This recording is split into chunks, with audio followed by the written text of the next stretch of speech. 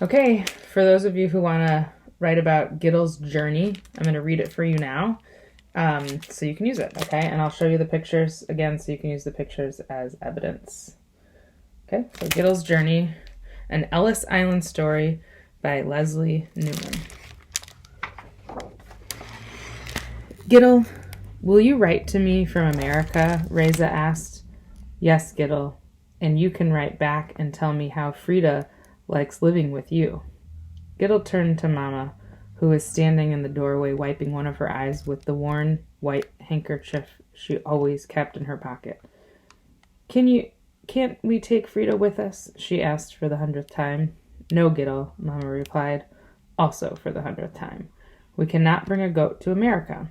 Now come inside and set the table. The sun is about to set, and it's time to light the candles for Shabbos.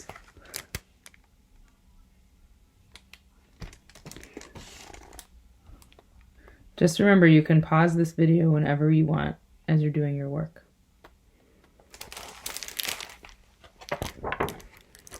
Mama lit the tall white candles, and she and Gittel circled their hands 3 times to gather in the Sabbath light. Together they sang the blessing and then sat down to eat.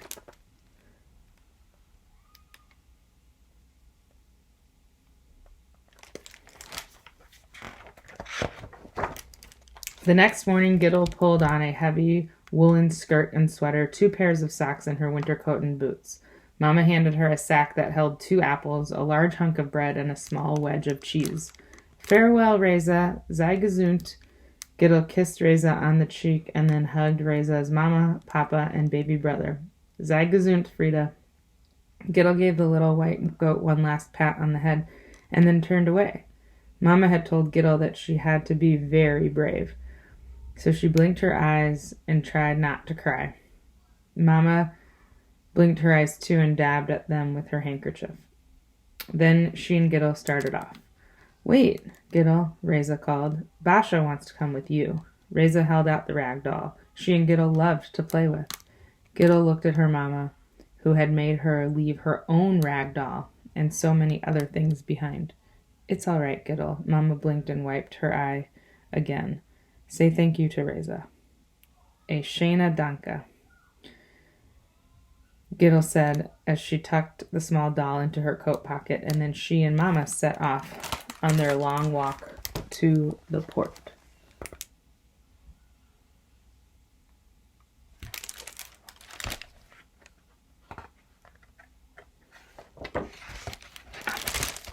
I'm going to turn the video so you can actually see it while I read. Okay. Many other people were making their way toward the seacoast. Some were on foot, some sat on donkeys, and a few rode in horse-drawn carts. When Gittel and her mother arrived at the port, they entered a big building and stepped into line. Stay close to me, Mama said, taking Gittel's hand, and do just as I tell you. I will, Mama, Gittel said. There were many people jostling about, and one of them pushed Gittel right up against her mother's soft woolen coat. It tickled her nose, and she sneezed loudly. Gittel, her mother hissed, no sneezing. Why? Gittel asked. What was wrong with sneezing? Mama gave Gittel a stern look. You must be quiet as a mouse, Mama whispered, and not draw attention to yourself.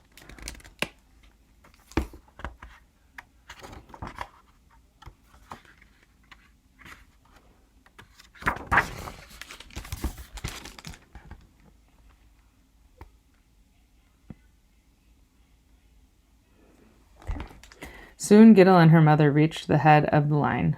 Stick out your tongue, a burly man with a bristly beard ordered Gittel. Blink your eyes. Show me your hands. Gittel did as she was told. The man nodded and then turned to Mama. What is wrong with your eye? It's nothing, said Mama. I shed a few tears over leaving my home. Surely you can understand that. I understand all right, the man said. Dry your eye and come back to me. The man turned to the next person in line while Mama wiped her runny eye. Then she returned to the man. Your eye is still red. It is an infection. Your request to go to America is denied. But next, the man turned his back. Mama pulled at the man's sleeve. Sir, she pleaded, Go home, the man brushed Mama's hand off his sleeve like a crumb of challah. Next. Come, Mama, let's go home, said Gittel, smiling at the thought. Won't Reza and Frida be surprised? Gittel. Mama put her hands on Gittel's shoulders and looked at her in the eye. Home is not safe for us. You are going to America to have a better life. By myself? Gittel's voice came out in a squeak. She was only 9 years old. How could she go to America without Mama? You must be very brave, Gittel. Take this. Mama handed her a small cloth bundle. My Shabbos candlesticks are wrapped inside. Be careful not to lose them. And here is your ticket. And this, Mama handed Gittel a folded piece of paper. This is my cousin's name and address. Do not lose this paper. When you get to America, show it to an immigration officer. He will help you find my cousin. Mendel is expecting us. He will welcome you. But Mama, shy Shana Madel. No crying. Mama held up a finger. Do you want your eye to get infected like mine? Then you won't be able to go either. I don't want to go. I want to stay here with you. Shah, Mama said again, folding Gittel's hand around the piece of paper. This is God's plan. God will take care of you.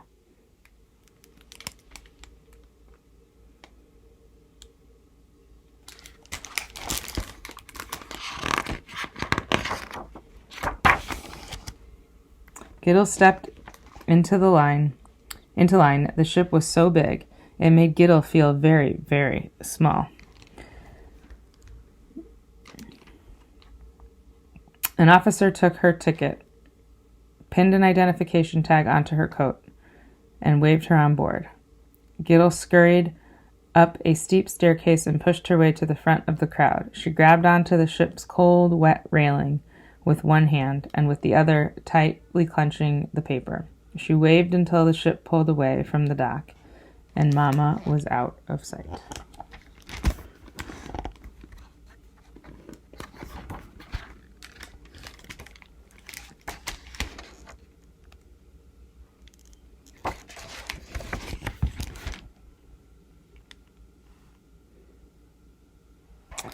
Gittel held on to the piece of paper with the name and address of Mama's cousin, just as Mama had told her to. She gripped it tightly while she stood in line with her dinner pail, and she carefully placed it on her lap as she sat down on a hard wooden bench to eat her herring and soup. Come play cards with me and my brother. Come play cards with my brother and me, a Yiddish-speaking girl called to Gittel. She pushed the piece of paper down into her skirt pocket and went to join their game. Later, she made sure the paper was still safely tucked away as she clapped along to a lively tune some jolly men were singing, even though she didn't understand a word. Gittel spent many lonely hours sitting on her berth, talking to Basha. I miss Reza, she said to the little rag doll. I miss Frida. I miss Mama, Gittel wailed. When Shabbos arrived, Gittel cried an ocean of tears. She had Mama's candlesticks, but no candles. Mama had candles, but no candlesticks. Candles and candlesticks belonged together, just as she and Mama belonged together. Gittel shut her eyes and sang the Sabbath blessing softly to herself. It only made her sadder. There's Mama.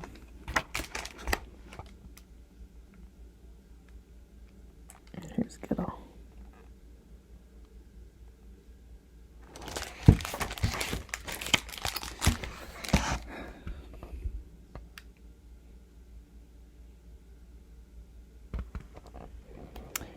The journey continued, and Gittel continued holding on to her piece of paper. She slid it under her pillow at night. She lay it on her scratchy straw mattress, longing for Mama to sing her a lullaby. And she squeezed it during the day as she sat on her metal berth, worrying about her new life in America. What if Mama's cousin Mendel doesn't like me? Gittel asked Basha. What if my new teacher doesn't like me? What if English is too hard to learn? What if I never see Mama again? Gittel stared into Basha's shiny black button eyes, looking for answers, but Basha had no reply.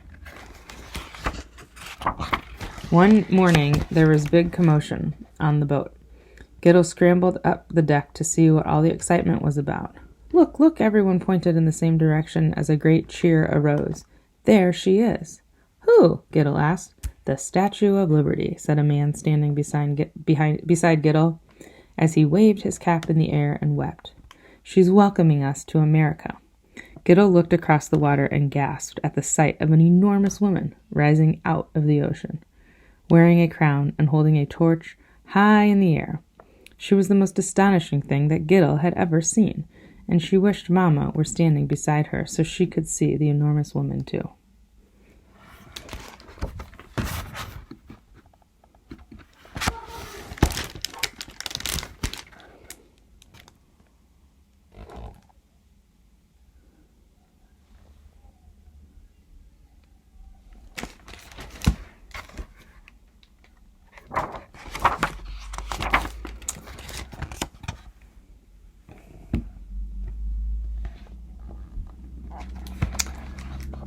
Soon the ship pulled into the harbor, and its loud, shrill whistle blew. Gittel placed Basha inside her coat pocket next to her note for Mama and rushed down the gangplank with all the other passengers. Their boots and shoes made quite a clatter. Gittel stepped off the ship, happy to feel solid ground beneath her feet for the first time in 2 weeks. Soon she found herself on board another boat, a small crowded barge headed for Ellis Island. Cold ocean spray smacked Gittel in the face, and when she licked her lips, she tasted salt. But she didn't mind. Any minute now, she would be in America. When the barge docked, Gittel got off the ship and joined a crowd trudging up a steep stairway into a giant room filled with so many people speaking so loudly in so many languages that Gittel couldn't understand a thing. At the top of the stairs, a doctor hastily looked her over and quickly waved her through.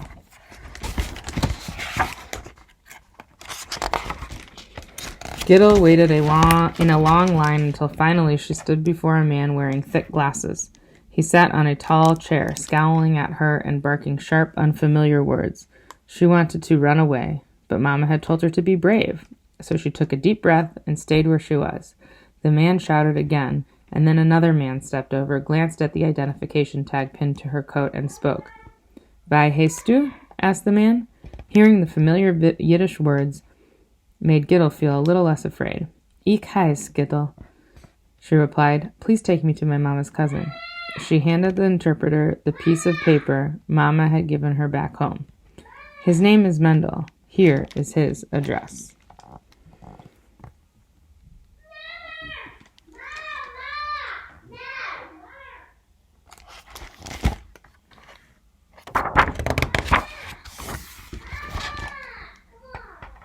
The interpreter unfolded the paper and looked at it.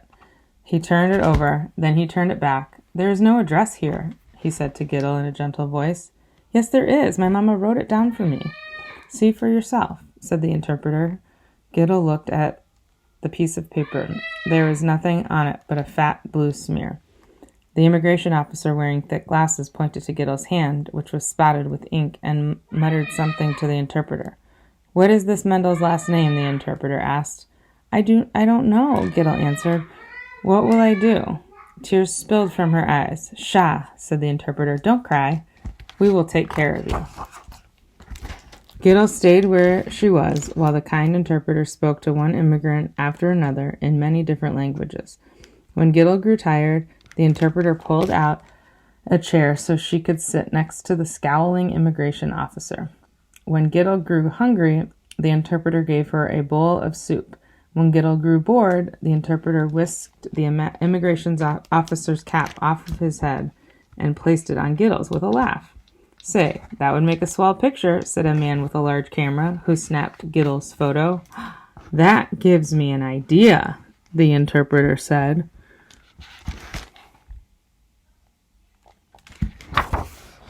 That night, Gittel lay on a thin mattress in a dormitory on Ellis Island, surrounded by strangers. She had no pillow, so she put her lumpy cloth bundle under her head, clutched Basha tightly, and cried herself to sleep.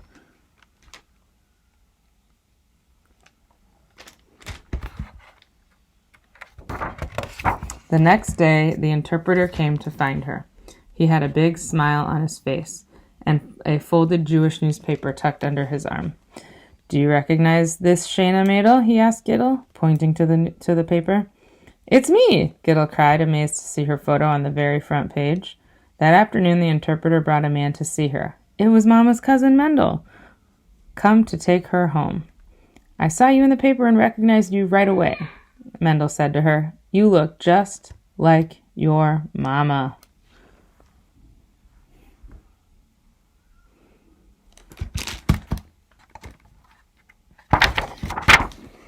Uncle Mendel sent Mama the newspaper so she could see how famous Gittel had become.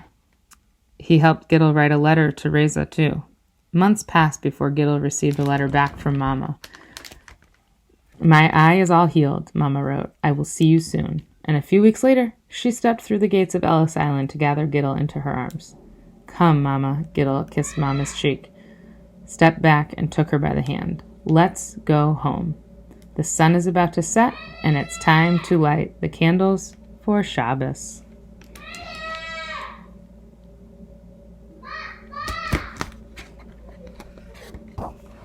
And that's the author's note.